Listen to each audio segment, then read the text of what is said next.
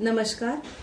साहित्य जागर के 5वें वर्धापन दिन के उपलक्ष्य में आयोजित और दृष्टि फाउंडेशन द्वारा प्रायोजित हिंदी कथा कथन प्रतियोगिता के लिए मैं चेतना मूले हरीश खंडवाल लिखित दिखावा ये हिंदी कथा कथन करने जा रही हूँ।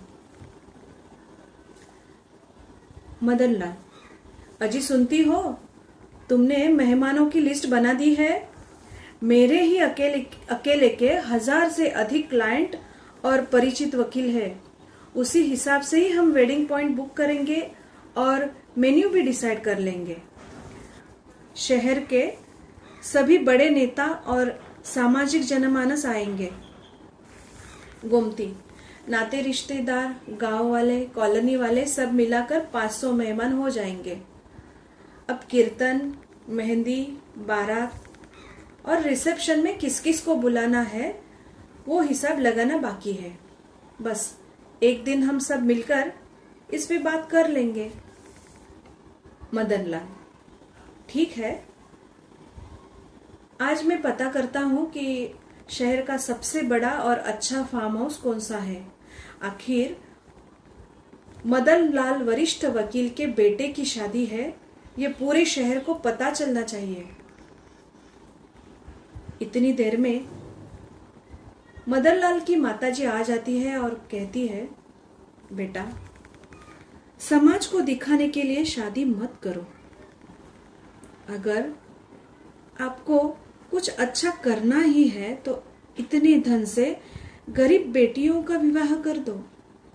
जीवन भर तुम्हें याद करेंगे और दुआएं भी देंगे। और तो और कोई मुसीबत में भी काम आ जाएंगे, क्योंकि गरीब व्यक्ति किसी का भी एहसान नहीं भूलती है। जिनको आप बुलाओगे वो 2 घंटे के लिए आएंगे और चले जाएंगे। उसमें भी कई सारी कमियां निकालेंगे। कितना भी भव्य और दिव्य कर लो, समाज में कमियां निकालने वाले की निगाहों से नहीं बच पाओगे। मदन लाल ने अपनी माँ की बात को टालने के लिए माँ को कहा, माताजी, इतनी जगह न्योता दिया है, वो भी तो वापस लेना पड़ेगा। बस हम दूसरों का ही खाता भरते रहे हैं। जब वसूलने का समय आया है तो क्यों ना उसे वसूलने के लिए कुछ इंतजाम किया जाए।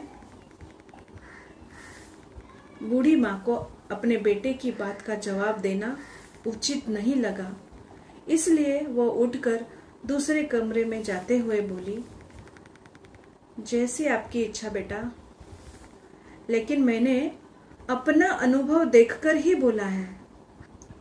वैसे तुम गरीब लोगों की शादी करने का नहीं सोचते हो तो बेटा, शादी पर होने वाला ये दिखावा, झूठी शान को दिखाने के लिए किया जाने वाला अनावश्यक खर्च तुम अपने बेटे और बहू के नाम कर दो। वो जीवन भर उन्हें काम आएगा। भले ही तुम्हें स्वार्थी या कंजूस कहेंगे, लेकिन 4 दिन के बाद सब भूल चुके होंगे, किंतु जिनके लिए कुछ अच्छा करेंगे तो वो जीवन भर याद रखेंगे। मदन लाल ने अपनी माताजी को कहा, माँ, आप जानती तो हो ना कि मैं इस शहर का नामी वकील हूँ। आप क्यों इन बातों में पड़ रही हो? जाइए, जाकर आराम करिए और राम भजन करिए। बेटे की बात सुनकर माताजी अपने कमरे में चली जाती है। इधर मदन लाल भी अपने ऑफिस के लिए निकल जाता है। मदन लाल ने शहर के सबसे बड़े फार्म हाउस को बुक करवा दिया। मेहंदी से लेकर रिसेप्शन तक और कॉकटेल ड्रिंक और वेज नॉनवेज पकवान की भी व्यवस्था करवा दी। कॉकटेल ड्रिंक वालों के लिए विशेष व्यवस्था की गई थी। बहुत ही टॉप लेवल के ब्रांड्स खरीदे। वकील साहब का मानना था कि पीने के बाद पार्टी की चर्चा होती है और तारीफ भी होती है। शहर के सभी नामी हस्तियों को न्योता चला गया। सभी करीबी और दूर के मेहमानों को न्योता भेज दिया गया। शादी की तैयारी में कोई कमी ना रहे और मेहमान कोई भी कमी ना निकाले, जो करे सिर्फ तारीफ ही करे, इस बात पर विशेष ध्यान दिया गया। फार्म हाउस वालों को डेकोरेशन के साथ साथ सभी व्यवस्थाएं बेहतरीन करने के लिए सख्त निर्देश दिए गए। प्री वेडिंग शूटिंग की भी बहुत अच्छी तैयारी की गई। इधर मदन लाल के खर्चे की कोई तारीफ कर रहा था और कोई कह रहा था कि काली कमाई है, कहीं तो खर्च होनी चाहिए। जितने मुंह उतनी बातें हो रही थी। समाज में हर वर्ग अपने अपने तरीके से सोचता है। आसपास में जो चल रहा होता है उसकी चर्चा तो होती रहती है। जितनी चर्चा होती है उतनी ही व्यक्ति की प्रसिद्धि के लिए 4 चांद लग जाते हैं। शादी का दिन आ गया। शादी का कार्यक्रम बड़ी धूमधाम से शुरू हो गया। शहर के सभी मेहमान जैसे जैसे आ रहे थे, मदन लाल बहुत खुश हो रहे थे, सबको गले लगा रहे थे। स्वागत में कोई भी कमी ना हो इसका ध्यान रखा जा रहा था। ड्रिंक पीने वालों पर अच्छा ध्यान दिया जा रहा था। बियर पिलाई जा रही थी। चॉइस के हिसाब से वाइन परोसी जा रही थी। मदन लाल अपने क्लाइंट को कह रहे थे, सबको पता तो चले शादी क्या होती है, पिलाना क्या होता है। इसी तरह शादी धूमधाम से चल रही थी। माताजी भी शादी का माहौल बहुत अच्छी तरह से देख रही थी। जितना शादी पर अनावश्यक खर्चा हो रहा था, उसे देखकर लग रहा था कि अब समय धन और दौलत वालों का ही है। बाकी रस्म रिवाज, भाईचारा, प्रेम खत्म हो गया है। समय गतिमान है, उसे तो आगे बढ़ना ही है।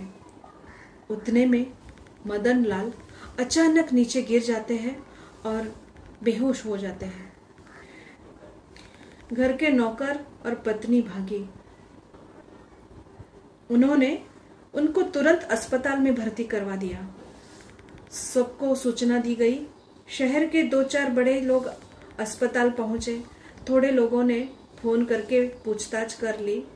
जब इंसानियत की जरूरत थी, वो कहीं नजर नहीं आई। मदन लाल ठीक होकर 4 दिन के बाद घर आए। आते ही माताजी के पैर छूकर बोले, माँ, आप सच कह रही थी। मुकुल की शादी में जिन लोगों के लिए मैंने खर्चा किया, वो लोग मुसीबत में नजर तक नहीं आए। वाकई में मुझे अपनी झूठी शान का आईना ईश्वर ने दिखा दिया। आज यकीन हो गया है कि मैंने लोगों के लिए जो पैसे खर्च किए वो मुझे ही काम आ जाते थे। खैर, वक्त ने जो ठोकर मार दी है वो मुझे जीवन भर याद रहेगी। माताजी ने मदन लाल के सिर पर हाथ फेरते हुए कहा, बेटा, तुम आज मेरे सामने हो, यही ईश्वर का उपकार है।